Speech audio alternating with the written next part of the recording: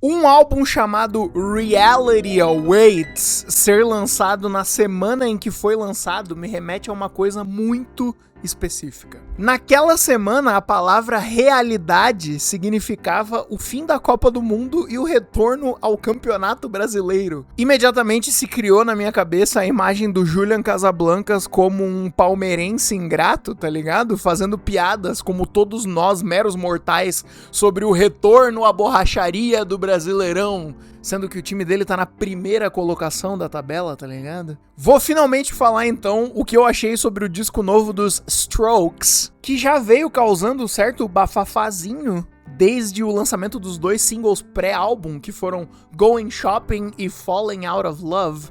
E boa parte desse bafafazinho que aconteceu, esse burburinho, foi por causa do uso excessivo de autotune nessas duas faixas. Vou falar pra vocês que eu tive esse susto. Eu sou muito fã da banda. Vou tratar mais disso daqui a pouco.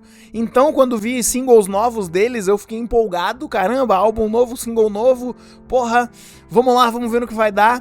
Tomei esse susto inicial, depois larguei de mão, tomei a devida distância, resolvi fazer um intensivinho de audição pra me preparar pra chegada do álbum e afirmo com tranquilidade que eu me acostumei. Tá ligado? No último vídeo de música desse canal, que foi sobre o mais recente álbum da Olivia Rodrigo, eu toquei brevemente no assunto acostumar, no que diz respeito à apreciação de obras de arte musicais e etc e tal. E acho que eu vou de novo colocar o pé nessa aguinha, porque eu acho que, ok, nem tudo é uma questão de se acostumar. Não é que com o devido tempo de audição e de costume, eu seja capaz de gostar de qualquer coisa. Não é que a questão seja essa. Eu acho que, inclusive, quanto de interesse você tem naquele artista específico determina o quão disposto você vai estar a ouvir até se acostumar com alguma escolha estética específica ou com alguma música que não te capturou de cara. Mas por mais que nem tudo seja uma questão de acostumar, eu acho que algumas coisas são. Tá ligado? Eu sempre penso muito no quanto a primeira vez que eu ouvi o The Money Store do Death Grips, eu achei horrível. Eu falei, caralho, mano, que porra é essa? Não tô entendendo nada do que tá acontecendo aqui. Mas eu tinha uma grande curiosidade em relação a esse álbum e a essa banda, justamente por todo o burburinho que tinha em volta. Parecia uma coisa meio mítica, meio mitológica. Eu falei, cara, vou insistir mais um pouco. E com o tempo, as coisas que me causaram uma estranheza gigante inicialmente foram as coisas que me conquistaram após eu entender um pouco melhor o que estava acontecendo. Porque no começo eu só escutava uma grande barulheira agressiva, caótica, sem sentido. E depois que a poeira foi se assentando na minha cabeça, eu fui gostando justamente disso, do quanto é agressivo, caótico, verborrágico. Depois que eu entendi qual era a brincadeira, eu fui capaz de apreciar. Eu sinto que de certa forma isso aconteceu com o uso do autotune nessas faixas novas do The Strokes, mas especificamente eu acho que eu só me disponho a ouvir o suficiente até acostumar ou até entender, justamente porque eu sou muito fã da banda. E, caralho, eu achei meio chato também o quanto todo o discurso pareceu girar apenas em torno do autotune, sabe? Tipo, meu Deus, vocês não são capazes de pensar em mais nada a dizer sobre isso? Sobre, porra, um álbum de 40 minutos, esse é o único comentário a ser feito? Teve também um grande imediatismo hiperbólico de, caralho, logo naquela semana falar, meu Deus, esse é o pior disco da história da banda e cacete, minha nossa. Talvez até seja, eu de minha parte ia querer ouvir tudo de novo pra ter certeza. Mas reforço a minha posição aqui de fã. Eu adoro Strokes, eu adoro, não apenas entendo a relevância deles pro cenário do rock no século XXI. Inclusive eu vi o Ronald Hills cogitando que Strokes talvez seja a maior banda do século XXI. No momento que isso tocou a minha orelha, eu concordei automaticamente. The Strokes é a maior banda do século XXI. Doa quem doer, eu não quero saber, não me interessa. Não apenas isso, mas eu tenho não apenas esse imaginar da importância, da relevância cultural da banda, mas eu também tenho, enraizado na minha cabeça e no meu coração um grande apego nostálgico pelo Is This It, pelo Room on Fire, por algumas faixas de outros álbuns e por alguns outros álbuns também, etc e tal. Acho que todo esse meu amor ressurgiu quando eles lançaram o The New Abnormal em 2020, que, porra, meu, com tantos anos de carreira, uma banda tão longeva, tão produtiva, tão influente, do nada solta um disco que imediatamente vai pro top 3 da banda, sabe? Porra, espetacular. E apenas um parêntesezinho, mais um, né? Porque esse canal é basicamente apenas composto de parênteses e notas de rodapé, enquanto eu enfio um assunto no outro. Mas dando uma lida nas letras e vendo informações sobre esse álbum, eu vi que ele também é produzido pelo Rick Rubin, que fez o The New Abnormal, né? O mitológico, excelente, maravilhoso último álbum dos Strokes. E o Rick Rubin teve um pequeno momento, acho que do ano passado ou do ano retrasado, que eu fiquei assistindo várias entrevistas dele e eu fiquei meio fissurado pela figura e eu comecei a achar legal ver ele como um guru de criatividade, fiquei com vontade de ler aquele livro que ele publicou. Com o tempo, acho que essa imagem de guru de criatividade dele foi empalidecendo, não apenas na minha cabeça, mas nos olhos do público, assim, sabe? Agora parece uma coisa meio rançosa, meio tipo um coach de criatividade, de um jeito um pouco paia. Mas aqui está ele de novo produzindo mais um disco dos Strokes. E essas pessoas, como eu falei, não ficaram imediatamente apaixonadas, né? Mas por todo o apreço que eu tenho por eles, por achar meio imediatismo hiperbólico, como eu falei, o pessoal rapidamente dizer que esse é o pior, ou só ter coisas a dizer sobre o autotune, eu pensei, tipo, mano, deixa eu ruminar isso aqui por mais tempo, sabe? Deixa eu digerir esse álbum com calma antes de falar o que eu penso. Deixa eu ouvir várias vezes na academia até ter certeza do que eu penso e do que eu sinto. E eu concluo que eu gosto de muita coisa nesse álbum, por mais que a somatória final não seja completamente redondinha. Consigo achar um caminho minimamente ousado de carreira depois de um álbum tão espetacular quanto o The New Abnormal.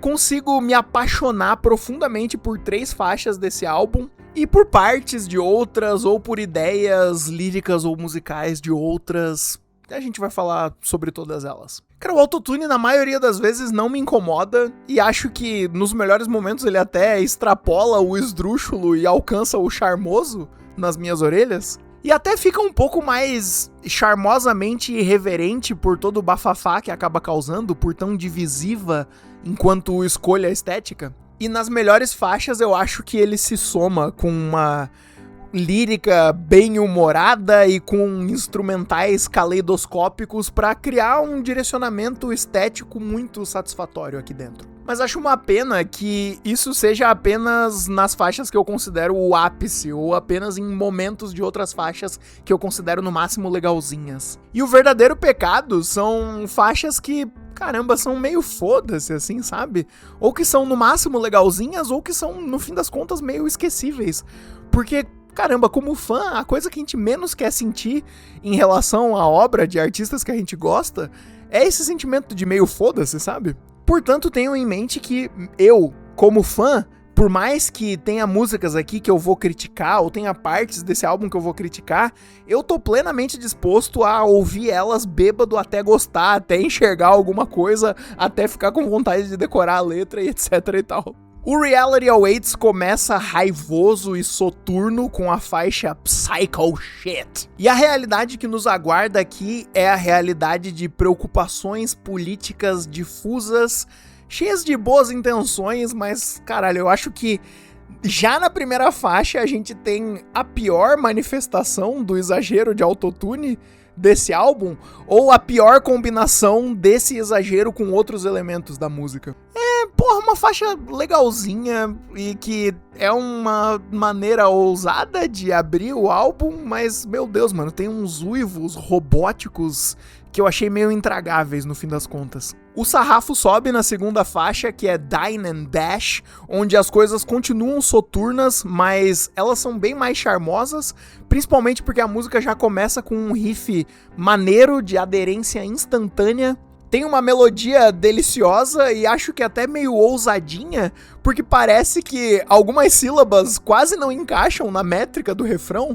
Não sei, isso me deixou com uma sensação meio de periculosidade, tá ligado? Algo aqui me lembra o álbum da Lua, do Arctic Monkeys, e essa não vai ser a primeira menção a esse álbum nesse vídeo, mas acho que talvez essa soturnice meio encriptada me faça ter a lembrança daquele outro álbum, mas é uma lembrança bem vaga, assim, é tipo um déjà vu meio delirante, no máximo. A música termina com um vislumbre do riff da próxima faixa e com uma interação num intervalo ali que, porra, remete a bons momentos intervalares divertidos do álbum anterior, do New Abnormal, onde as faixas tinham essa cara de jam, sabe? Tipo, a gente tá aqui no estúdio compondo e essa é a interação que a gente teve entre uma tocada e outra. Olha só que coisa crua, olha que vislumbre dos bastidores. Eu acho bonitinho, divertidinho. Enfim, gosto muito de Dine and Dash, facilmente uma das melhores do álbum, e acho que essa soturnice deixa ela perfeita pra ser uma música de dirigir de noite. Porra, bom demais. Desaguamos então em Lonely in the Future, que essa aqui é hit instantâneo, chicletudo, delicioso, maravilhoso, adoro essa faixa. Não consigo parar de ouvir, não consigo enjoar. Imediatamente acrescento, sem pensar duas vezes, no Olimpo de grandes músicas dessa banda. Sério, eu adorei essa faixa. Acho que tem umas guitarronas bem coloridas que me remeteram ao Angles. Não tem? Loucura? Acho que não é loucura lembrar desse álbum por causa dessas guitarras, né? Acho que essa é a melhor ou a segunda melhor manifestação do uso de autotune nesse álbum. Acho que é um momento onde todos os elementos assim se alinham, todos os astros estéticos se alinham para formar uma combinação muito sinérgica, perfeita, deliciosa, de uma lírica engraçada, meio mesquinha, extremamente cômica, com esse autotune extremamente abobado, com essas guitarras caleidoscópicas deliciosas, porra, tudo instantaneamente charmoso pra mim. E essa mesquinharia cômica, que tem uma arrogância embutida ali, né, de dizer, porra, eu já fiz isso, eu sou inovador, I did that years ago when I was a kid. O próprio nome da música, né? Tipo, olha que palhaçada. É Solitário no Futuro. Isso combinado com a escolha estética do autotune exagerado, escolha essa que, ok, agora na discografia dos Strokes meio que é uma novidade, mas no grande coliseu musical contemporâneo não é novidade nenhuma. A gente já tá, porra, umas boas décadas brincando com autotune exagerado. Então, sabe, usar esse elemento agora numa faixa onde você tá sendo mesquinho e dizendo que você tá à frente do seu tempo, parece que constrói esse futuro solitário como um futuro meio retrofuturista, sabe? Meio viagem no tempo, meio anacrônico. Caramba! Muito divertido. E beleza, tem um verso que dá uma alfinetada no crítico musical Anthony Fantano, o qual eu devo confessar que sou bem fã também, na verdade. Falando que, ele não entende nada de música, ele não entende de arte, ele devia só focar nas coisas técnicas e etc e tal. Porra, vou te falar, num primeiro momento eu achei uma manifestação paia dessa arrogância cômica tão deliciosamente presente nessa faixa. Porque, caralho, mano, o quanto você pode se afetar por uma crítica de um crítico a ponto de colocar o nome dele numa música sua, incluir ele no cânone da sua obra, tá ligado? Porra, não é meio paia isso? Acho que é mesquinho de um jeito meio paia. Mas beleza, eu gosto tanto dessa música que com o passar do tempo eu fui enxergando esse verso como meio engraçado no fim das contas, mas acho que eu diria que é um momento do álbum em que eu tô rindo dele e não com ele, sabe? Talvez inclusive esse seja o único micro detalhezinho que me faça afirmar que não é essa a minha música favorita do álbum, é uma que tá vindo mais pra frente. Vamos então pra Falling Out of Love, que é uma baladinha meio mela cueca que não me pega tanto, na verdade, e não me leve a mal, eu me considero um grande melador de cuecas, e acho que ela cumpriu uma função muito importante pra mim como single pré-álbum, nessa missão de ajudar a me acostumar com o autotune, mas ouvindo ela agora no contexto geral do álbum, sei lá, acho que ela representa mais do que eu não quero tanto ouvir, sabe? Tem trechos líricos bem imagéticos nos versos que eu achei legal, e eu gosto da melodia do refrão, acho um uso engraçado do autotune, inclusive. Falling out of love for the first time. A coisa que mais me agrada nesse álbum são momentos da gente olhar pra contemporaneidade, pra essa realidade assustadora que nos aguarda desde o título do disco, com essa acidez cômica que não tá presente nessa faixa, porque essa faixa basicamente é uma balada mela cueca sobre se desapaixonar. Acho que eu queria mais acidez cômica contemporânea e menos drama pessoal, então no contexto geral do álbum, não sei, essa música acaba empalidecendo pra mim no fim das contas. Aí vem Going to Babylon.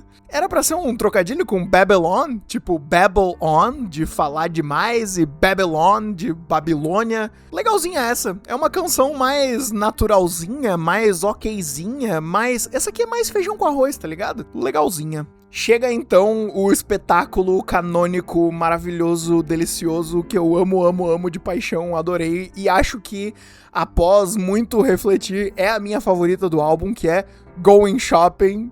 Tipo assim, essa é a música desse álbum.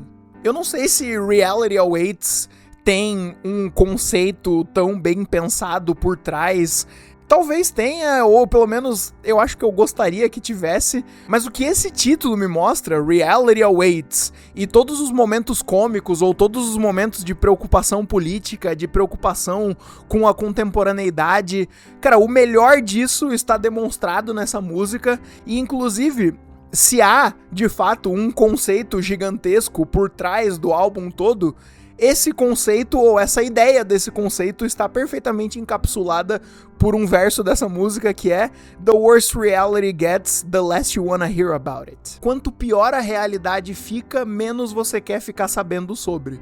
Por isso que esse hit chicletudo, sabor tutti-frutti sobre escapismo é a melhor música do álbum, é a canção perfeita. Desde o primeiro verso, as garras sujas do capitalismo tardio estão tentando te capturar e você tá tentando não pensar sobre isso porque você quer fazer compras. Inclusive, no primeiro verso eles usam o verbo mauled, né, de tipo você ser rasgado por garras, e esse verbo maul parece muito mall, de shopping mall, tá ligado? E o refrão brinca com essa vontade tão iminente, tão acessível, de querer fugir pro meio do mato, mas a cada novo refrão, o eu lírico vai se arrependendo de ficar com vontade e de fugir pro meio do mato, falando que tá com saudade do caos citadino, contemporâneo, ensandecido, maluco. Ele diz que sente falta do som dos investidores se jogando das janelas. Cara, canção maravilhosa, a melhor música do álbum, a sinergia perfeita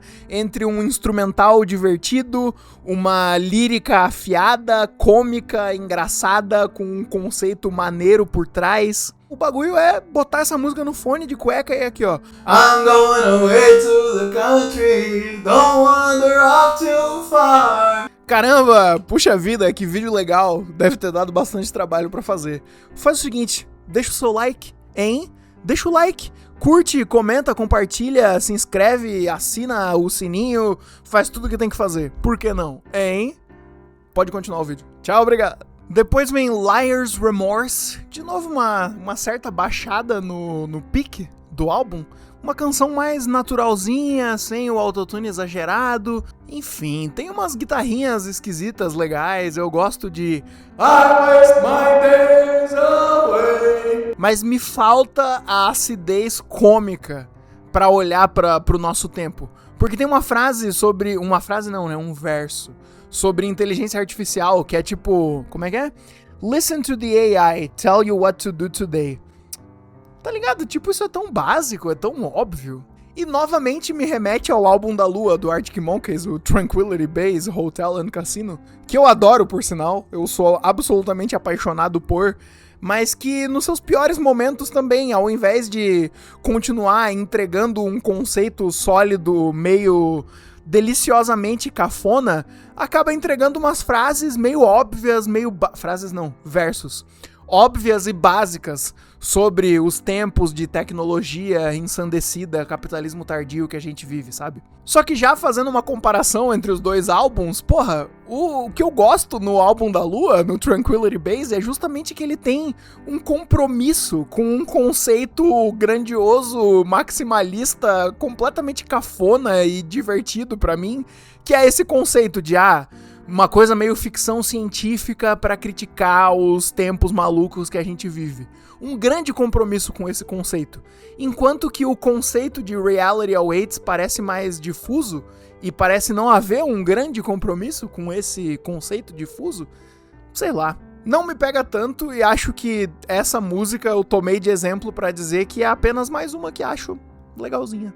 Continuamos com uma faixa super funky, que é The Fruits of Conquest, que, porra, não me pega por ter uma criatividade lírica nem nada do tipo, mas me pega por ter esse instrumental funky, esse instrumental rebolante e várias dinâmicas alternadas, entrelaçadas de coisas de guitarra, de pontes malucas e etc e tal. Acho uma música com rebolado, com remeleixo, com dinâmica. E com a virada pra ponte da música, com algo que me remeteu a uma trilha sonora de terrorzinho clássico, assim.